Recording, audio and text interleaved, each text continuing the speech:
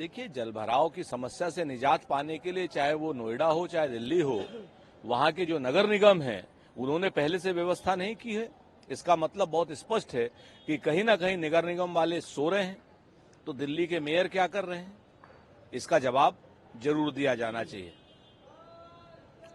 Sir, Delhi international airport के प्रवक्ता ने बताया कि आज सुबह से ही भारी बारिश के कारण दिल्ली एयरपोर्ट के एक पुराने प्रस्तर प्रांगण की छत गिर गई, जिसमें सुबह 5 बजे के आसपास, जिसमें कुछ लोग घायल हो गए, जिनको आपातकाल इलाज के लिए भेजा गया है। ये छत बारिश के कारण नहीं गिरी है, भ्रष्टाचार के कारण गिरी है, लूट की छूट के कारण गिरी है। इसका आपको जवाब देना होगा, इसका नरेंद्र मोदी जी की सरकार को जवाब देना होगा कि रेत में सीमेंट मिला था या सीमेंट में रेत मिली थी।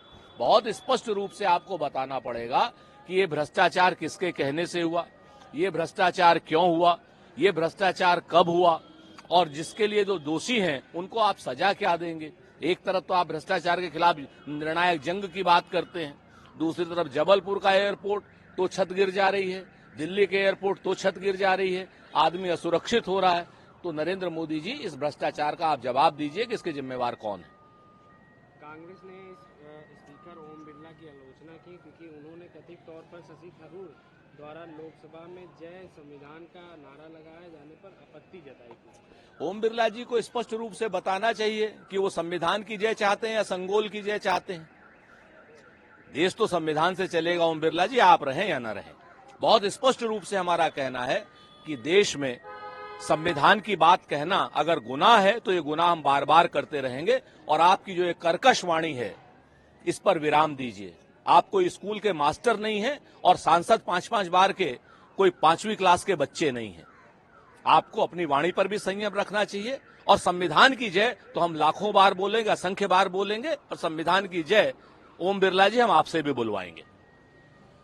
सर, राहुल गांधी जी ने स्पीकर से राजनीतिक है। देखिए, बहुत स्पष्ट रूप से राजनीति कर रहे हैं। और संवैधानिक पद जो स्पीकर का पद होता है, वो कहीं ना कहीं इन्होंने राजनीति से प्रेरित पद बना दिया है। आज की डेट में आपने निंदा का प्रस्ताव की बात करी, तो कल निंदा नरेंद्र मोदी जी की भी होगी, इसी सदन में होगी, और स्पीकर ही करेंगे। तब आप क्या करेंगे? जब निंदा नोटबंदी के लिए होगी, कोरोना काल में जब आपने आपातकाल लगाया, कोरोना काल में जब आपने ट्रेनें रोकी, जब कोरोना काल में आपने देश को रोका, हजारों मजदूर जब हैदराबाद से लखनऊ की तरफ आए, जब पूरे देश में पलायन पैदल हो रहा, हजारों लोग मरे, सारी चीजों की निंदा सदन में होगी और सदन के अध्यक्ष यानी सभापति करेंगे। सर, विपक्ष संसद में नीट मुद्दा उठाने की तैयारी कर रहा है। पूरा देश नीट का मुद्दा उठा रहा है, खाली प्रतिपक्ष ही क्यों। आज की डेट में भारतीय जनता पार्टी के लोकतांत्रिक सांसदों को भी नीट का मुद्दा उठाना चाहिए, क्योंकि 24 लाख बच्चों का ही अधर में भविष्य नहीं है, 24 लाख परिवारों का ही नहीं है, बल्कि उनके आसपास के लोगों का भी है, देश का भविष्य भी है। अगर अयोग्य लोग डॉक्टर बनेंगे तो निश्चित तौर पर जान लीजिए देश भयानक खतरे में आ जाएगा और योग्य लोग खींचेंगे और डिप्रेशन में जाएंगे। जिस तरीके से नीट की परीक्षा में धांधली हुई है, हमारी स्पष्ट मांग है, पहली तो परीक्षा रद्द हो, दोबारा परीक्षा हो। दूसरी बात, जो इसके दोषी हैं उनके खिलाफ कड़ी कार्रवाई हो। तीसरी बात, जो ये राइट विंगर ऑर्गेनाइजेशन के अयोग्य लोग हैं, इनको शिक्षण संस्थानों के उच्च पदों पर बैठाया जा रहा है, इनको हटाया जाए। क्योंकि जब तक ये नहीं हटेंगे, संघ शास्त्री जब तक नहीं हटेंगे, संघ शास्त्रियों की जगह योग्य शास्त्री नहीं आएंगे, ऐसी परीक्षाएं हमेशा बाहर आती रहेंगी। तो श्री राहुल गांधी जी के नेतृत्व में हम ये प्रश्न उठा रहे हैं। सर, कांग्रेस सांसद मणिकांत टैगोर कहते हैं कि राष्ट्रपति का अभिभाषण पीएम मोदी के चुनावी भाषणों की तरह पुरानी कहानी है। निश्चित तौर पर राष्ट्रपति जी मणिपुर पर चुप हैं, राष्ट्रपति जी नीट पर चुप हैं, कह रही हैं कि दोषियों के खिलाफ कार्रवाई होगी। क्या मतलब है होगी? अभी तक हुई क्यों नहीं?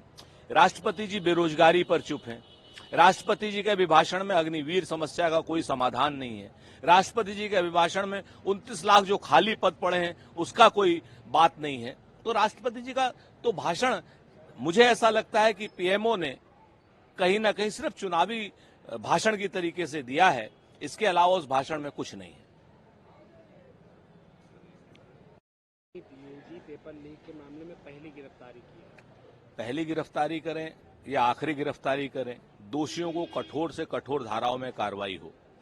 मेरा स्पष्ट मानना है कि सीबीआई में इस बात को तो क्रैक कर सकती है वो कि इसमें क्या आपराधिक षड्यंत्र है, लेकिन इस बात का जवाब कौन देगा कि अयोग्य लोग बड़े बड़े पदों पर, योग्य पदों पर बैठे हैं। संघ विचारधारा के लोगों के लिए सारे शिक्षण संस्थानों के बड़े पद आरक्षित कर दिए गए हैं, ऐसा हमारा आरोप है। उसको लेकर के कौन बात करेगा, इस बात का मूल प्रश्न है। सर, सपा सांसद आर.के. चौधरी कहते हैं कि हमने सेंगोल को हटाने के लिए पत्र लिखा, अब आगे हमारे नेता और इंडिया गठबंधन तय करेगी आगे क्या करना है। ये आर.के. चौधरी जी से जरूर पूछा जाना चाहिए और स्पष्ट रूप से देश की सदन में, लोकतंत्र के मंदिर में जितने भी प्रतीक चिन्ह हों वो लोकतंत्र से जुड़े हुए हों तो ज्यादा बेहतर होगा। लोकतांत्रिक प्रतीक चिन्हों से कहीं ना कहीं संविधान भी मजबूत होता है, लोकतंत्र भी मजबूत होता है, लोकतंत्र के मंदिर में भी आस्था ज्यादा होती है। लोकतंत्र के प्रतीक चिन्हों का ज्यादा से ज्यादा लोकसभा में इस्तेमाल होना चाहिए।